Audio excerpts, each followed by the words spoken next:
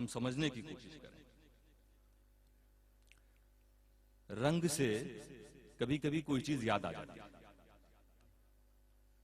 जैसे किसी के पास एक रुमाल था, मुख्तलिफ रंगों के रुमाल लोग रखते हैं ना, उसके पास ऐसे रंग का था कि पूरे राजकोट डिस्ट्रिक्ट में किसी के पास नहीं था। उसने पता किया अहमदाबाद में भी इस रंग का रुमाल नहीं, और इतना खूबसूरत कि जब वो पहन के जाए तो जितने रुमाल वाले सब उसी को देखते थे। ये कलर कहां से मिला? और जहां से उसे मिला था फिर वो मार्केट में आना ही बंद हो गया। और दुकान पे बहुत से लोग का नहीं, वो एक ही पीस आया था, उसके बाद नहीं आया। अब वो साहब वो भी चुने हुए जलसों में, शादी की महफिलों में जहां सब मौजूद हों, वही रुमाल निकाल के जनाब जाए। और एक दिन किसी ने हाथ साफ कर दिया, रुमाल लेके कोई चलता बना। इनको बाद में ख्याल आया कितनी तकलीफ हो रही होगी। आम रुमाल होता कोई बात नहीं, दूसरा ले लेता, वो मिलता ही नहीं। उसकी वजह से बड़ी इज्जत मिल रही थी, सब इनकी तरफ देख रहे, बड़ा मलाल। शायद उस दिन पेट भर खाना नहीं खाया होगा, सुबह आंख खुली होगी तो पहले रुमाल ही याद आया होगा। बहुत तलाश किया होगा, जिस जगह गायब हुआ होगा वहां 10 बार गए होंगे, पकड़ पकड़ के लोगों से पूछा होगा। यानी एक अरसे तक ये एक्टिविटी रही होगी, मेरा रुमाल मेरा रुमाल मेरा रुमाल बड़े अच्छे रंग का था, मेरा रुमाल बड़े अच्छे रंग का था। और फिर आदमी इंसान है, दूसरी जरूरियात है, भूल गया होगा। ऐसा होता आदमी, ज्यादा 6 महीना 8 महीना 10 महीना 1 साल 2 साल बाद वो जहन से निकल गया वो रुमाल, अब वो याद ही नहीं रुमाल। 2-3 साल के बाद वो हाईवे पर किसी ढाबे में या होटल में चाय पी रहा था और देखा एक गाड़ी, एक कार निकली, बहुत खूबसूरत रंग, वही रंग था, उसके रुमाल वाला रंग। जैसे ही कार निकल गई, उसने देखा, चाय पीते पीते देखा कार, याद क्या आया? देखा कार, फौरन रुमाल। अब ना उसने ड्राइवर को देखा होगा, ना किस कंपनी की गाड़ी देखा होगा, कैसा टायर होगी, सब कुछ, कितनी सवारी बैठी है, कुछ नहीं, उसे रंग से अपना रुमाल याद आया। सोचा होगा बड़ी मुश्किल से भूले थे, फिर लगता है अब ये याद तड़पाएगी हम। मकसूद बताना ये है मेरे दोस्तों कि एक चीज के रंग को देखकर दूसरी चीज याद आई। वो दुनियादार आदमी था, दुनिया के एक सामान को देखकर उसे दुनिया का ही दूसरा सामान याद आया जिसे वो भूल चुका था। दुनिया में रहकर उस इंसान को दुनिया के रंग ने दुनिया के सामान की याद दिलाई, मगर खुदा का रंग वो रंग नहीं। खुदा का रंग वो रंग है जिसे देखकर दुनिया का कोई सामान याद नहीं आता, बल्कि जब खुदा किसी को अपने रंग में रंग दे तो उसे देखकर अल्लाह खुदा याद आ जाता है।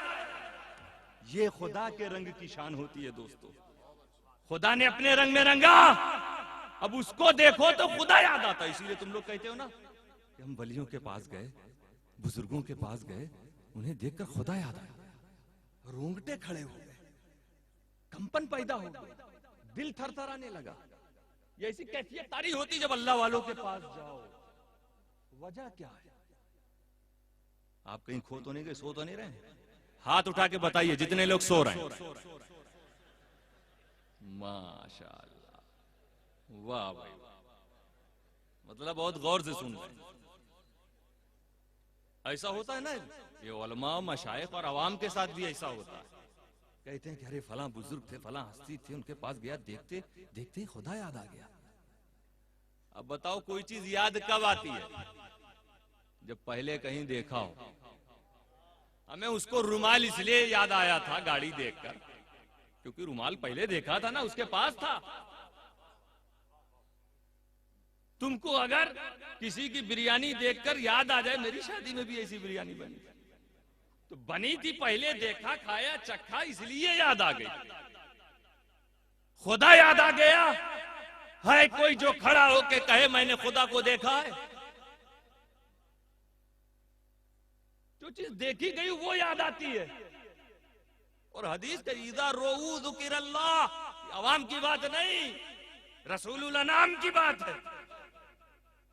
रसूल फरमा रहे हैं कि अल्लाह वालों को जब देखा जाए तो खुदा याद आ जाता है। बताओ वलियों की बारगाह में जाने वालों, तुमने जब पहले खुदा को कभी देखा ही नहीं तो खुदा याद कैसे आ रहा? ये कहने का मतलब है क्या, माजरा है क्या?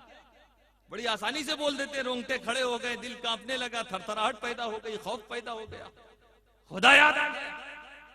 खुदा को किसी ने देखा ही नहीं, याद कैसे आ गया? मेरे दोस्तों, यहां मकसद ये है, जब कहा जाता है कि खुदा याद आ गया, खुदा याद आता है जब खुदा से तुमने जो वादा किया है वो याद आए। आलम अरवाह में, आत्माओं के आलम में रब्बे कदीर ने सारी रूहों को जमा किया और पूछा, अलस्तु बिरब्बिकुम, क्या मैं तुम सबका रब नहीं हूं, परवरदिगार नहीं हूं? जो परवरदिगार होता है उसके साथ क्या किया जाता है? उसकी इबादत की जाती है, उसकी बात मानी जाती है, उसकी बंदगी की जाती है, उससे मोहब्बत की जाती है, उसका हुक्म माना जाता है। खुदा जब फरमा रहा लस्तु बिरब्बिकुम, क्या मैं तुम सबका रब नहीं, तो सबने कहा, तुमने भी, हमसे पहले लोगों ने भी, आने वाले लोगों ने भी, सारे कायनात, सारे इंसानों की रूह ने कहा भला, ए अल्लाह तू हमारा रब है। सबने कहा। ये अहदो पैमाने का इकरार था कि अब हम दुनिया में जाएंगे तो तेरी ही इबादत करेंगे, तेरी बंदगी करेंगे, तेरी पूजा करेंगे, तेरी बात मानेंगे, तेरे लिए सजदे करेंगे, तेरा जिक्र करेंगे। लेकिन दुनिया में आने के बाद भूल गए। रूहों का सामना हुआ था जब वादा लिया गया, अब तुम भूल गए। और नबी फरमाते हैं, कुल्लु वलदिन यूलदु अला फतरतिल इस्लाम, हर बच्चा इस्लामी नेचर लेके पैदा होता है। घर वापसी वाले मुहिम बिला वजह अपने बच्चे को वापस करना चाहिए। इसलिए इस्लाम कह रहा है कि हर बच्चा इस्लामी फितरत पे पैदा होता है, माँ बाप उसे इधर से उधर कर देते हैं। जितने बच्चे पैदा होते हैं सब इस्लामी मिजाज, इस्लामी नेचर लेकर।